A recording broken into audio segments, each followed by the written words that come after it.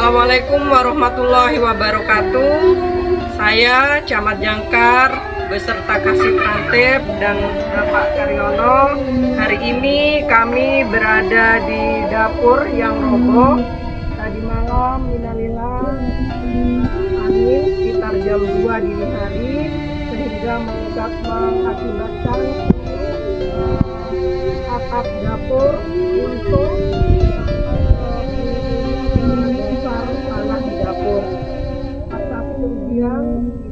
6 juta rupiah. Jadi kami bergerak cepat menyambangi beliau melihat kondisi saat ini. Tepatnya di Dusun Kampung Manis, Desa Agel. Terima kasih, semoga beliaunya bisa tabah dan segera mendapat penanganan dari Pemkab Situbondo.